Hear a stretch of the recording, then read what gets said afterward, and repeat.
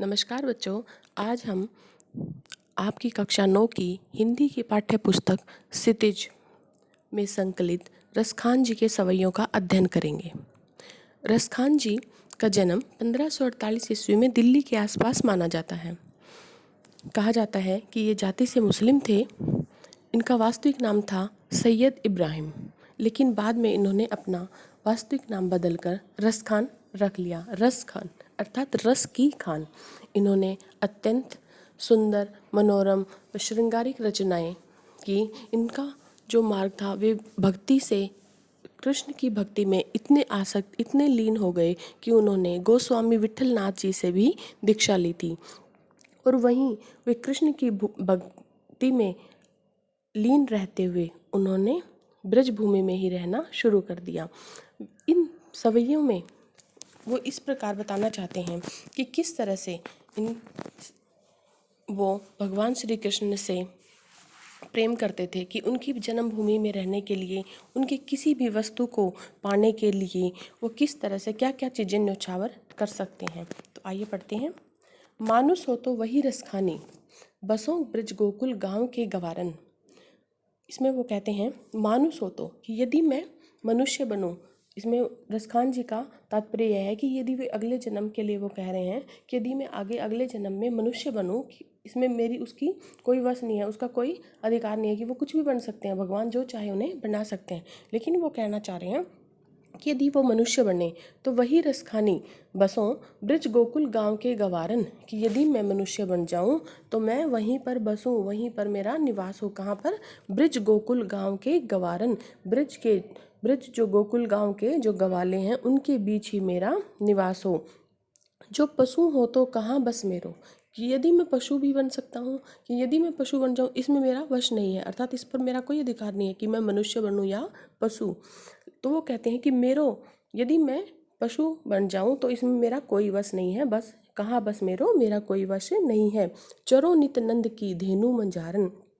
चरूं कि मैं वहाँ पर चरूं नित, प्रतिदिन, नंद की, बाबा नंद की धेनु गायों के मंझारन बीच में, कि मैं वहाँ नंद बाबा की गायों के बीच में ही चरना चाहता हूँ यदि मैं पशु बनूं। पाहन हो तो वही गिरी को।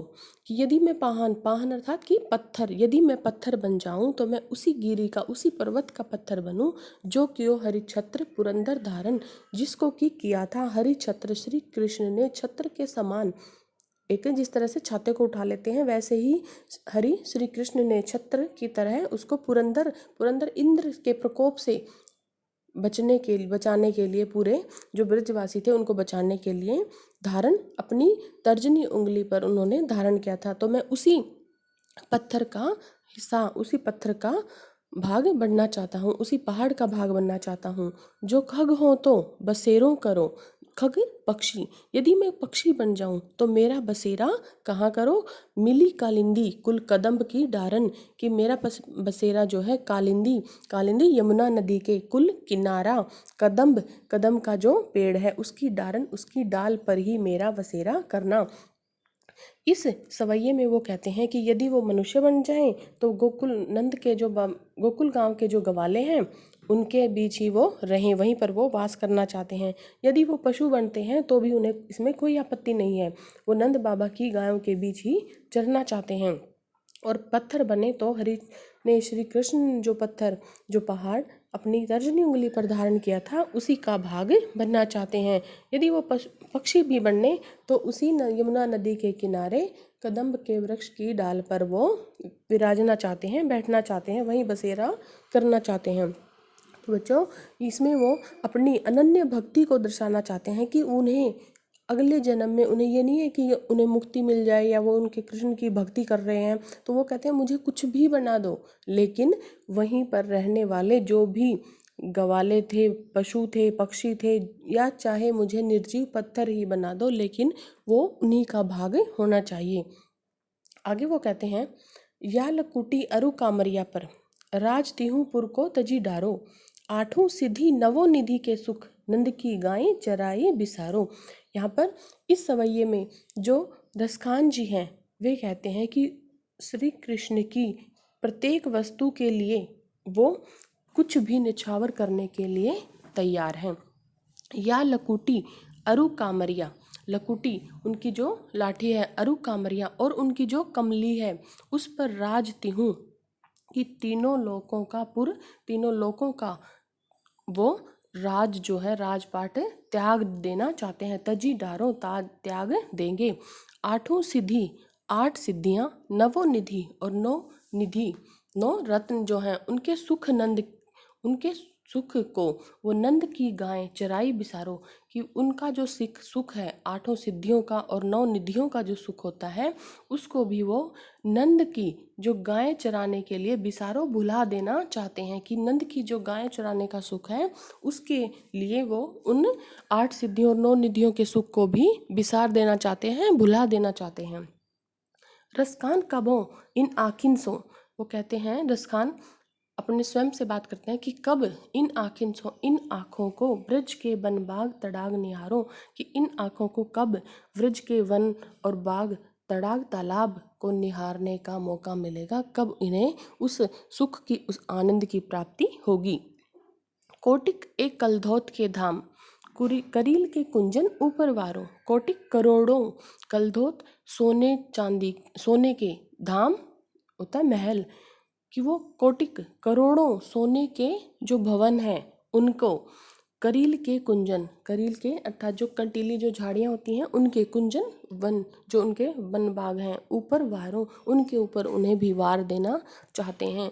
कि यहाँ पर जो रसखान जी हैं वे कहते हैं कि उनकी जो लाठी है, जो कमली है, जिसको लेकर कि वो गायों को चराने के लिए जाते थे, यदि मुझे वो मिलती है तो मैं उसके सुख को पाने के लिए तीनों लोकों के सुख को त्याग सकता हूँ।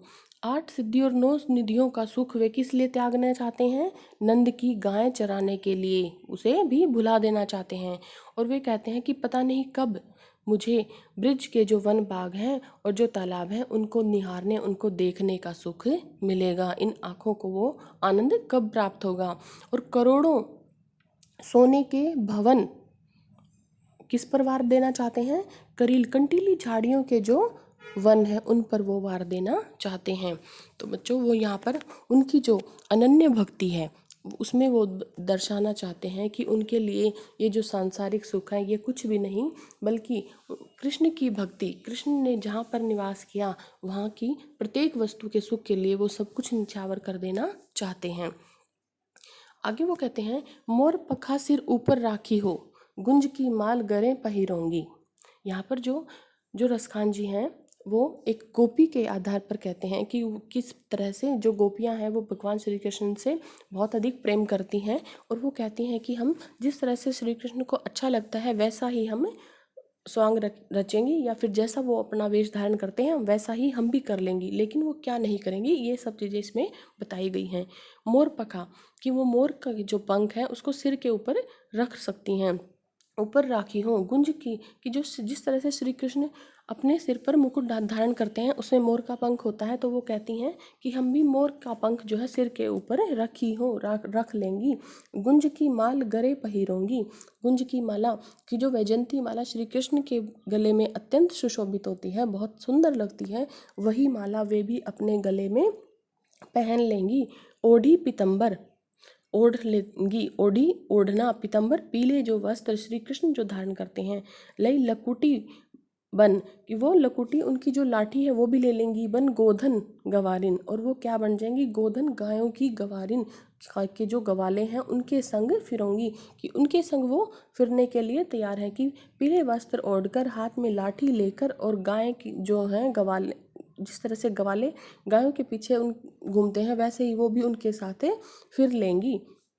भाव तो वो ही मेरो रस खाने, सो तेरे कहे सब स्वांग करूँगी। वो कहते हैं कि भाव तो वही, कि जो भी आपको अच्छा लगे, जो भी भाएगा आपको अच्छा लगेगा। मेरो रस खानी, वो कहती हैं रस खानी अर्थात वो स्वयं को संबोधित करते हुए कहते हैं कि सो तेरे कहें, कि जो तुम कहोगे, सब स्वांग, सब स्वांग क्या होता है यहाँ पर? अभिनय, जो भी नाटक, जो भी आप कहें वही सब स्वांग, वही सब अभिनय हम कर लेंगी।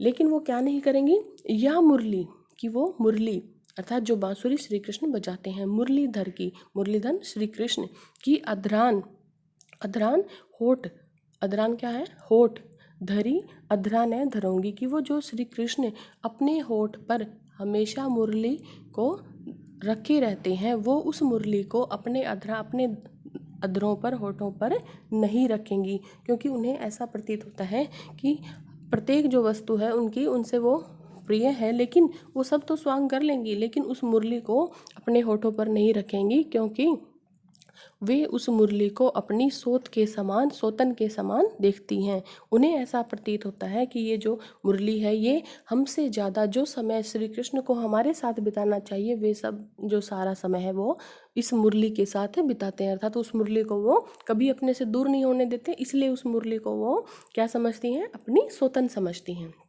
आगे वो कहते हैं, काननी दई अंगूरी रहीबो जब ही मुरली धुरी मंद बजही है।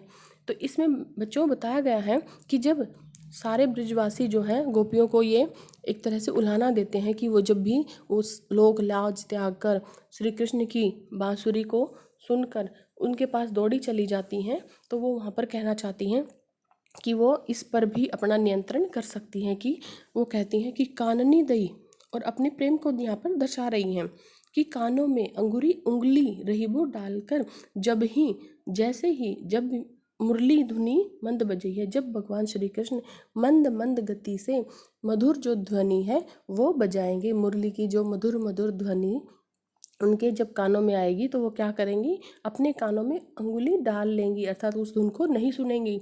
मोहनी तानन, मन को मोह लेने वाली, मोहनी मन को मोह लेने वाली तानन धुन, सो उसको भी रस खानी।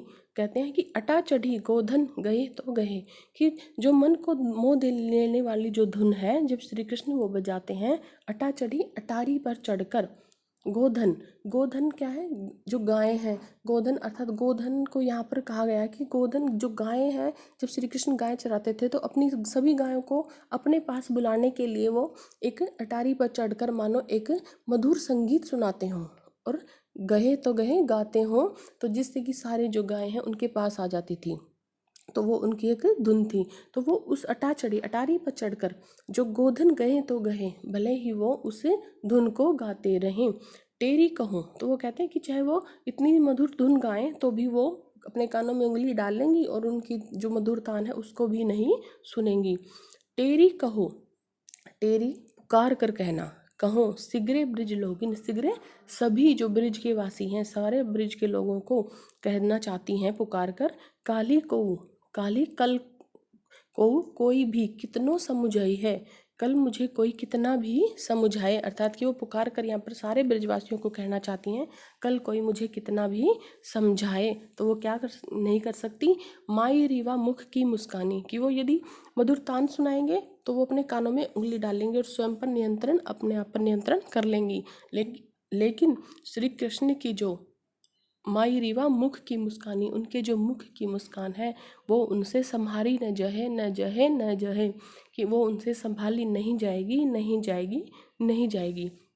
अर्थात कि जो वो कहती हैं कि जो भगवान श्री कृष्ण की मुरली की जो मधुर तान है, जो मधुर धुन है, उससे भी वो अपना नियंत्रण खो देती हैं। लेकिन यहाँ पर वो ब्रिज के लोगों को कहना चाहती हैं कि वो जब धुन सुनाएंगे तो हो सकता है वे अपने कानों में उंगली डालकर उस पर अपना नियंत्रण कर लें, लेकिन वो कहती हैं कि उस मधुर तान से भी ज़्यादा जो वो अपने आप को संभाल नहीं पाती, वो क्या है, उनके मुख की मुस्कान है। उनके मुख की मुस्कान को जब वो देखती हैं तो वो स्वयं को संभाल नहीं पाती।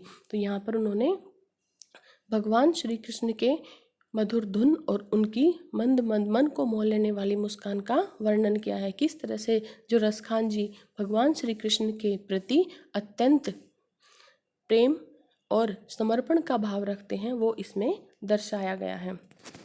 बच्चों, अगर आपको इसमें कोई भी डाउट है तो आप कमेंट में बता सकते हैं। आपको ये वीडियो कैसी लगी प्लीज़ मुझे बताइए। धन्यवाद।